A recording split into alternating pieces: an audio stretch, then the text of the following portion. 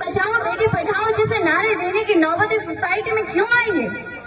ये वीडियो मैं आपके साथ में शेयर कर रहा हूँ, नागौर जिले का है और इस बच्ची ने बालिका दिवस के ऊपर वर्तमान के समय बच्चियों की, बालिकाओं की हमारे समाज के अंदर क्या स्थिति है, समाज की कैसी सोच रहती है बच्चियों के प्रति, इस बच्ची ने अपने 5-7 मिनट के भाषण के अंदर, उद्बोधन के अंदर ऐसी बातें कही कि नागौर के आए हुए जिला कलेक्टर भी सुनते रह गए और उन्होंने ये महसूस किया कि वास्तव में आज के समय में ये ऐसी अवधारणाएं जो समाज में है इनको खत्म करना होगा और बच्चियों को आगे लाना होगा, पढ़ाई के अंदर बच्चियों को आगे लाना होगा। और मैं बता दूं आपको, कांटिया गांव के सरपंच ओमाराम सारण के द्वारा बालिका दिवस के उपलक्ष्य में ये कार्यक्रम रखा हुआ था और इस कार्यक्रम में 500 से ज्यादा बच्चियों को स्वेटर वितरण किए गए और बहुत अच्छा कार्यक्रम रखा। और इस बच्ची ने अपने उद्बोधन में क्या क्या बातें कही और ये बातें आपको पसंद आए और वास्तव में आप भी सोचते हैं कि समाज में आज भी ऐसी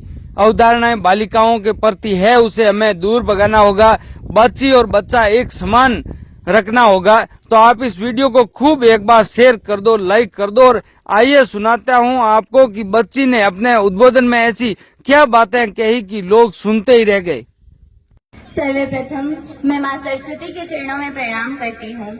जिलाधीश, उपखंड अधिकारी, विकास अधिकारी और मुख्य शिक्षा ब्लॉक अधिकारी, तहसीलदार, बाल विकास अधिकारी, सरपंच सर, गांव से पधारे हुए जनप्रतिनिधियों, मेरे छोटे व बड़े भाइयों और बहनों, आज राष्ट्रीय बालिका दिवस पर मैं अपने कुछ विचार व्यक्त करना चाहती हूँ। अगर मुझसे कोई गलती हो तो क्षमा करें।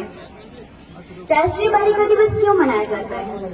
जब हमारे देश में ही नहीं संपूर्ण विश्व में नारियों के साथ नारियों का शोषण, उत्पीड़न और अन्याय जैसी प्रवृत्तियां बहुत अधिक बढ़ गई, तो हमारे देश ने इसे उन्हें सुरक्षा प्रदान करने के लिए और उन्हें सुरक्षित जीवन जीने के लिए और उनके उज्जवल भविष्य के निर्माण के लिए कई आयोजन किए, जिनमें से मुख्यतः जब बेटी बड़ी होती है, जब बेटी पढ़ती है, लिखती है, अपने पिता के घर होती है तो बोलते हैं कि पराए घर जाएगी, और जब बेटी अपने पति के घर जाती है तो बोलते हैं पराए घर से आई है।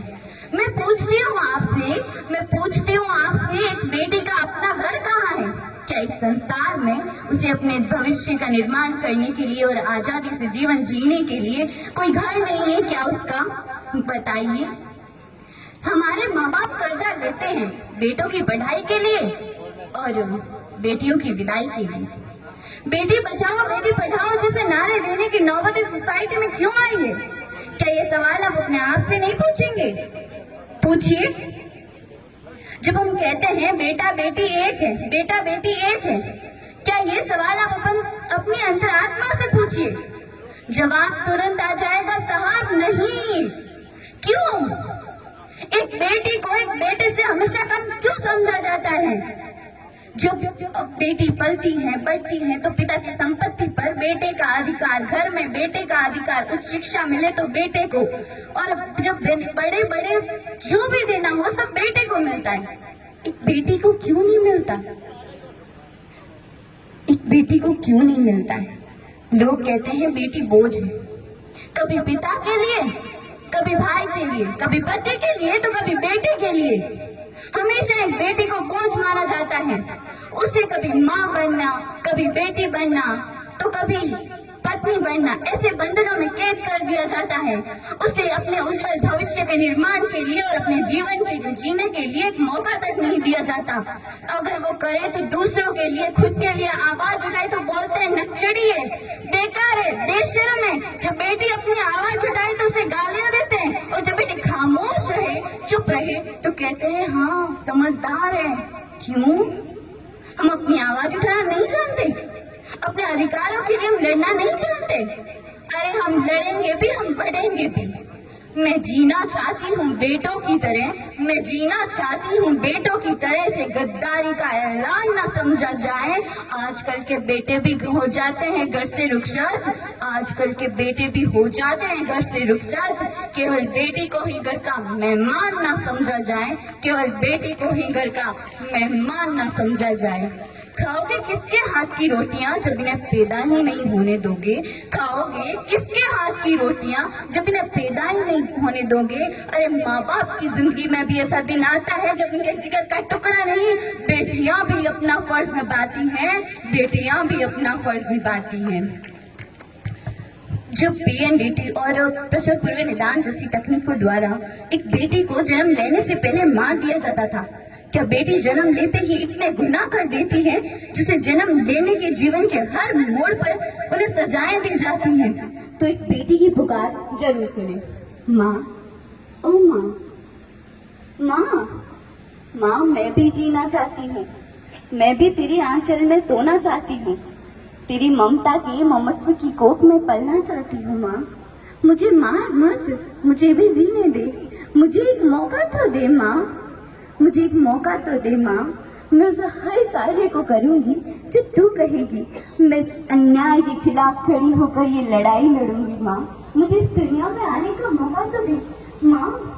माँ, मेरी पुकार तो सुन, एक तू ही है जो मेरी पुकार सुन सकती है माँ, मेरी पुकार सुन माँ। हाँ, जानती हूँ तो कुछ लोगों के आगे मजबूर हुई है माँ, पर तू आवाज उठा माँ, तेरी आवाज को कोई नहीं टालेगा, कोई भी तेरे खिलाफ जाने की हिम्मत नहीं कर पाएगा माँ।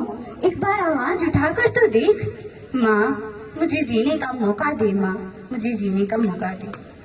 एक बेटी इस तरह पुकार करती है, लेकिन कुछ लोगों की स्वार्थी और दकियानुसी सोच के कारण एक बेटी को पैदा होने से पहले मार दिया जाता है। कुत्ते उन्हें नोच कर खाते हैं कि यही एक बेटी है। जब आप कहते हैं हमारे घर में बहू आएगी, जब बेटी को पैदा ही नहीं होने दोगे तो कौन सी बहू लेकर आओगे आप? एक बेटी को स्कूली शिक्षा तक ही सीमित रखते हैं आप लोग, क्यों? कहीं और का नहीं, इसी गांव की एक बेटी का उदाहरण है जिसने 10th में टॉप किया था, लेकिन उसे जीवन, उसके भविष्य का इस तरह बिना सोचे समझे कत्ल कर दिया गया। 10th में टॉप करने वाली लड़की, सोचो एक बार, सोचो उस लड़की पर क्या गुजरी होगी जब उसके सपनों को इस तरह दफन कर दिया गया था। सोचो, कोई नहीं सोचता बेटी के बारे में। तो अरे बेटी अपनी आवाज उठाई तो अरे चिड़ी है, बेशर्म है, ये बोल के उसकी आवाज चुप कर देते हैं। कौन सोचता है एक बेटी के बारे में? और बेटा शिक्षा प्राप्त करे तो सिर्फ एक परिवार का सदस्य शिक्षित होता है जनाब, लेकिन अगर बेटी शिक्षा प्राप्त करे ना तो संपूर्ण परिवार शिक्षित कर देती है, वो संपूर्ण परिवार। आपका बेटा शिक्षा, जब एक बेटी शिक्षित हो ना तो अपनी संतान को निडर, अनुशासित और बलवान बना सकती है। इन सारे कार्यों में एक गुरु, एक आदर्श गृहिणी, एक प्रशासन सेविका, एक बेटी डॉक्टर, इंजीनियर, सब कुछ बन सकती है। आप लोग बेटी को सिर्फ बेटी मत समझिए। I am not only a girl, I am lawyer. I am not only a girl, I am pilot. I am not only a girl, I am doctor. I am not only a girl, I am engineer. I am not only a girl, I am leader of my life. आप अपनी बेटी को दहेज में उपहार देना चाहते हैं, उपहार देते हैं तो शिक्षा का दीजिए, उपहार देना है तो शिक्षा का दीजिए। अपनी बेटी को इतना आत्मनिर्भर बनाए कि कोई भी शख्स उसकी ओर आंख उठाकर ना देख सके, अपनी बुरी नजरों से ना देख सके, कोई भी शख्स अपनी बेटी को बुरी नजरों से ना देख सके। उसे इतना बलवान, शिक्षित और आत्मनिर्भर बनाओ, न कि दहेज।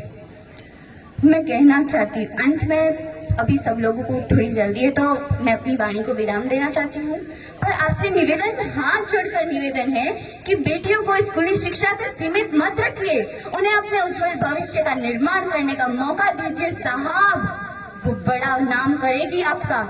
और बेटियों, कुछ ऐसा करो अपनी जिंदगी में, कुछ ऐसा करो अपनी जिंदगी में कि माँ बाप गर्व से कहे मुझे अपनी बेटी पर आज गर्व महसूस होता है, मुझे अपनी बेटी पर आज गर्व महसूस होता है। जय हिंद, जय भारत।